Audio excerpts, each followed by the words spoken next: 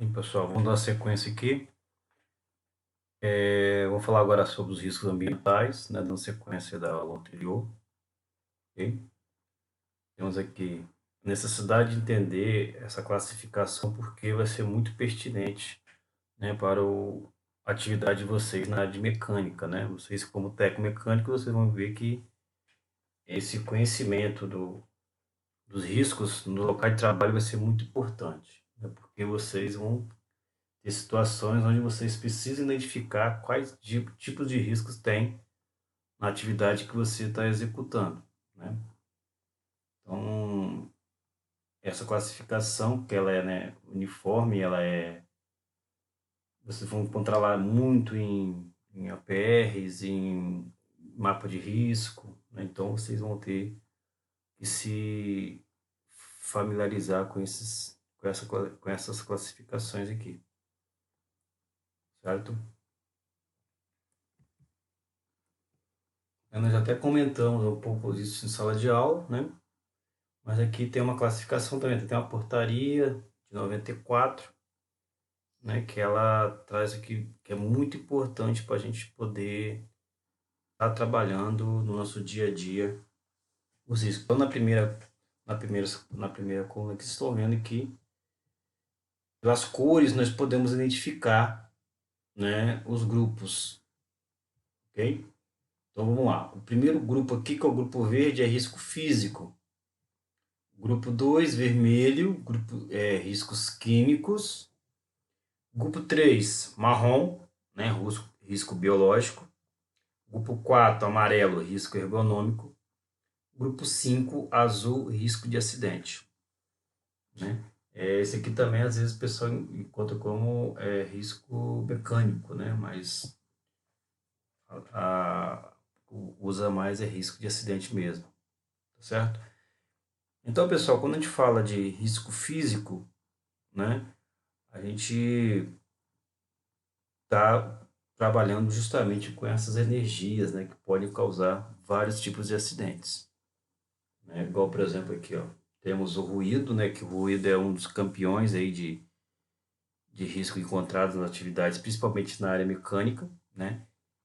Ele contribui bastante para perda, né, perda induzida por ruído, né, que é uma doença muito comum, né, e hoje é um dos principais problemas que existem em áreas industriais, é o ruído, ok? Então, por isso que tem toda aquela questão de você estar se adequando ao ruído. Vibrações, né, que ela pode ser de mão e braço, né, ou de corpo inteiro, vai depender do equipamento que você vai estar trabalhando.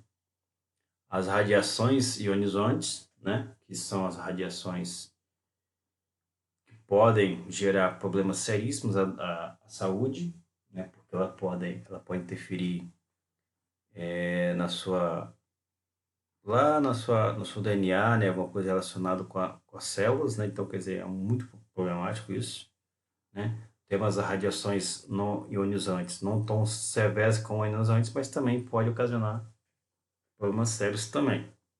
Né? Nós temos as variações de temperatura, né? Frio e calor, okay? Pressões anormais, umidade, né? E outras questões também que a gente pode ter para gerar esse tipo de risco, ok? Então, lembrando, o risco verde grupo verde, risco físico. Grupo vermelho, que são os riscos químicos, né? Estão aqui classificados alguns agentes aqui: poeira, fumos, névoas, neblinas, gases, vapores, substâncias compostas de produto químico geral, aerodissípeis, né, que você pode encontrar muito em área de pintura, né, e outras situações. Então, esses tipos de agentes aqui é muito comum você estar encontrando e, né, você ter problemas aí com o sistema respiratório, né? Então, por exemplo, se você pega aí um fumo metálico aí derivado, por exemplo, de solda, por exemplo, você pode ter problemas seríssimos aí relacionados a doenças com o pulmão, né?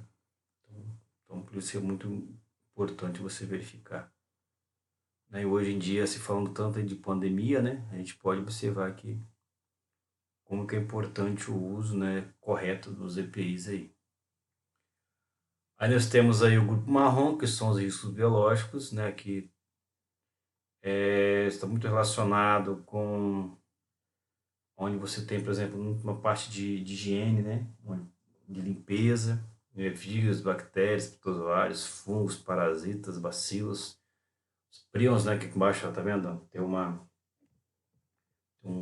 asterisco aqui embaixo, tá falando o que que é, tá vendo? Partículas proteínicas infecciosas que não possuem ácidos nucleicos, quer dizer, são partículas que podem afetar diretamente aí no seu organismo.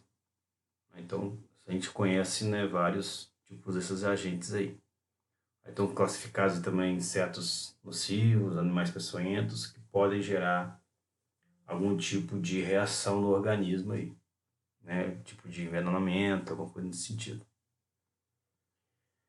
O grupo 4 que é o amarelo, que são os riscos ergonômicos, né, que existe até uma norma específica para ela, que é a NR17, que fala sobre ergonomia, e é mais aqui relacionado de que forma que você está executando o seu trabalho, né? Então aqui você tem esforço físico intenso, né? Levantamento, transporte manual de cargas. Às vezes a pessoa fica trabalhando em postura inadequada, né? Por muito tempo. Controle rígido de produtividade, principalmente as pessoas que trabalham em produção em escala, né? Às vezes faz aquela atividade a mesma atividade por muito tempo, imposição de ritmos excessivos, trabalho em turnos e noturnos, jornada prolongada, monotonia e repetitividade. Então esse aqui está muito relacionado com o seu ritmo de trabalho, né? Como que você está desenvolvendo a sua atividade. Né? Hoje se fala muito em AET, né? Que é o quê? É uma análise ergonômica do trabalho. Né? Toda atividade tem que ser feita uma AET, né? Para que essa análise pode dar evitar que no futuro você venha a ter uma doença do trabalho, né? Uma doença ocupacional. Por exemplo, até a forma de você estar sentado, né? Na cadeira pode gerar uma doença. Então é feita essa análise para poder gerar esse relatório. E o grupo azul aqui, a gente pode, é mais fácil até da gente conseguir entender que são os riscos de acidentes, que está relacionado, por exemplo, quando a gente fala arranjo físico inadequado, por exemplo, você tem um piso escorregadio, né? Um layout, né, mal feito, né, do que é, máquinas, equipamentos sem proteção, né, que bate muito na NR12, né? Equipamento, por exemplo, de máquina rotativa, né, que é muito comum ter acidentes, né, devido à força, né, que a máquina produz, né? Ferramentas inadequadas, defeituosas, iluminação inadequada, né? É um problema também que a gente tem muito. A gente tem que trabalhar também isso bastante. A eletricidade, né, que é o terror aí dos mecânicos, né, o risco de ter choque elétrico, né, descargas, né, por arco elétrico, ou até mesmo por descargas atmosféricas aí. Então, a eletricidade também está dentro dessa questão aí. E quando você tem probabilidade de incêndio, explosão, armazenamento inadequado, né? Quando você não tem um controle, ou até quando é tudo desarrumado, né? Às vezes você entra no depósito e tem uma pia lá de 20 caixas, que na verdade poderia ter só 5. Então, existem riscos aí de acidentes. Animais peçonhentos, né? Que vão ser classificados aqui com o risco da presença deles, né? Lá no outro nós falamos quando é o veneno do animal, ok? Então, essas questões aqui são as coisas mais fáceis da gente conseguir entender. Então, pessoal, com esse grupo e com esses agentes aqui, a gente pode classificar. Fica mais fácil de visualizar, né? Este lado, até, por exemplo, quando você chegar num lugar e for desenvolver atividade, você vai ter um mapa de risco. E lá no mapa de risco vão ter, né, vai ter um layout, né, uma planta daquela área e vai estar distribuído para cada ponto a cor, né, as bolinhas, né, com intensidades diferentes, né, e lá vai ter as cores, né, dos riscos. Aí você vai entender, opa, provavelmente no local de, né, um banheiro, por exemplo, de uma oficina, vai ter lá uma bolinha marrom que vai ter lá risco biológico. Né? Onde você tem, por exemplo, um depósito de tinta, vai ter bolinha vermelha lá, ok? Numa área de corte, você vai ter lá bolinha verde e talvez uma bolinha azul, né? Para identificar esses tipos de risco. Aqui tem, né,